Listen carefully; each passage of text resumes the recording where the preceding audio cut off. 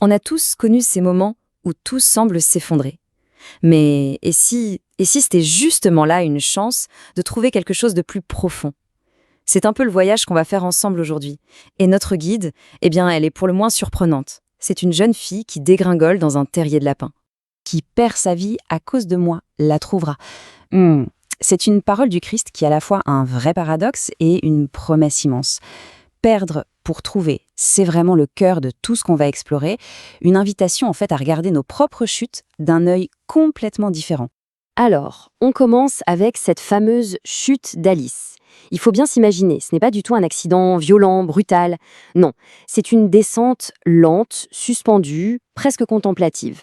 C'est une métaphore tellement juste pour certaines de nos expériences les plus profondes. Ce qui est incroyable chez Lewis Carroll, c'est qu'il insiste vraiment sur la durée. Alice, elle ne panique pas du tout. Au contraire, elle a le temps de regarder les étagères qui défilent, de se poser des questions de géographie, elle a même le temps de piquer un petit somme. Donc sa chute, ce n'est pas un moment de pure terreur, c'est un intervalle, une sorte de parenthèse. Et c'est ça qui est fascinant, cette suspension. Imaginez un peu, Alice a quitté son monde, le monde qu'elle connaît. Mais elle n'est pas encore arrivée dans le nouveau. Elle flotte, littéralement, entre deux réalités. Dans un espace incertain, un vide, mais un vide qui est en fait une porte grande ouverte sur l'inconnu. Et elle se demande, vais-je traverser la Terre de part en part? Il y a une telle curiosité d'enfant dans cette question. Elle n'a pas peur de s'écraser, non. Elle s'imagine déjà de l'autre côté du globe, la tête en bas. La peur, en fait, elle a complètement laissé la place à l'émerveillement. Ce qui nous amène au vertige de la foi. Parce que finalement, ce vertige d'Alice, et si c'était un peu le nôtre? Ce moment précis où toutes nos certitudes s'effondrent, où on sent que le sol se dérobe sous nos pieds. Eh bien, c'est exactement là, sur ce seuil, que la foi, la vraie, peut commencer. Le truc, c'est que la foi, ce n'est pas une certitude intellectuelle, une suite de raisonnements bien logiques. Pas du tout. C'est bien plus un abandon confiant, comme un saut dans le vide, mais avec l'intime conviction qu'on sera reçu. Et là, on touche au cœur du renversement.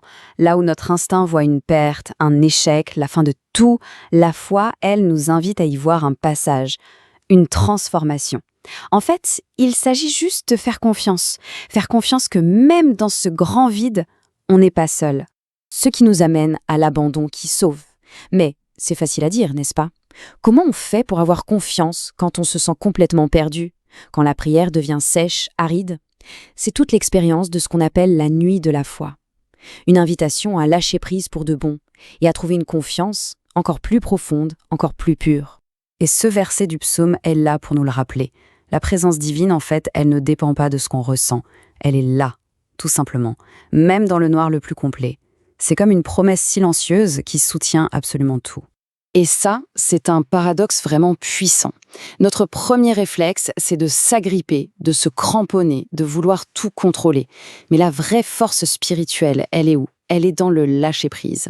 C'est fou, mais c'est seulement quand on arrête de lutter qu'on découvre qu'il y a un soutien bien plus grand que le nôtre. Et ça, c'est peut-être la vérité la plus bouleversante de toutes. La chute, en fait, elle ne nous éloigne pas de Dieu. Au contraire, elle nous y plonge. Il n'y a pas de vide qui soit en dehors de lui. Même le fond du fond de nos abîmes se trouve encore dans sa présence. Et tout ça, ça nous conduit à ce qu'on pourrait appeler le grand renversement des logiques. Une idée qui est vraiment centrale dans la foi.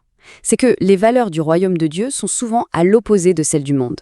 Ce qui nous apparaît comme une réussite, un succès, eh bien c'est souvent tout l'inverse de la grandeur aux yeux de Dieu. Et le contraste est saisissant. D'un côté, on a la logique du monde qui nous dit « il faut monter », il faut dominer, il faut réussir. Et de l'autre, la logique du royaume, où les premiers deviennent les derniers et où les humbles sont élevés. C'est une invitation à choisir une toute autre voie, une voie qui mène, elle, à la vraie vie. Le chant de Marie, le Magnificat, c'est la proclamation la plus joyeuse de cette révolution divine. Ce n'est pas juste une belle théorie, c'est une action concrète de Dieu dans l'histoire. Il prend le parti des petits, de ceux qui, aux yeux du monde, ne comptent pas. Alors, on en arrive à cette idée. Tomber pour mieux trouver. La chute, finalement, ce n'est pas une punition. C'est un chemin. C'est une sorte de mort, oui, une mort nécessaire, mais qui ouvre la porte à une vie toute nouvelle, à une vraie résurrection. Qu'est-ce que ça veut dire mourir à soi-même? Eh bien, c'est mourir à ce moi qui croit pouvoir tout maîtriser, Tout comprendre, c'est accepter de perdre pied pour laisser Dieu construire en nous quelque chose de bien plus solide, de bien plus vrai. Et l'histoire biblique est remplie de ces chutes qui portent du fruit. Pensez à Jacob, il se bat avec Dieu, il en sort baissé à vie, boiteux, mais il est béni. Pensez à Job, il perd absolument tout, mais à la fin, il rencontre Dieu face à face. Et Pierre qui renie le Christ, ses larmes de regret vont le transformer en ce roc sur lequel l'Église est bâtie. C'est incroyable, non ? De chaque blessure, une mission nouvelle est née. Parce qu'au fond de chaque chute, il y a le Christ. C'est lui la destination finale de notre descente. Et parce qu'il est allé lui-même jusqu'au plus profond de la nuit, eh bien, il n'existe plus aucun endroit, aucune ténèbre, d'où l'on ne puisse être relevé par sa lumière. Et cette phrase, « Seigneur, quand je tombe, que je tombe en toi », elle devient presque une prière, un désir profond. L'idée, ce n'est plus d'avoir peur de la chute, mais de souhaiter, si jamais elle doit arriver, qu'elle soit une chute directement dans les bras de Dieu, là où chaque perte se transforme en un gain. Alors, et si nos chutes n'étaient pas des fins, mais des commencements ? C'est la question avec laquelle cette exploration nous laisse. Une invitation peut-être à relire sa propre histoire, non plus comme une suite d'échecs, mais, qui sait, peut-être comme une succession d'occasions de découvrir un soutien qu'on n'aurait jamais imaginé.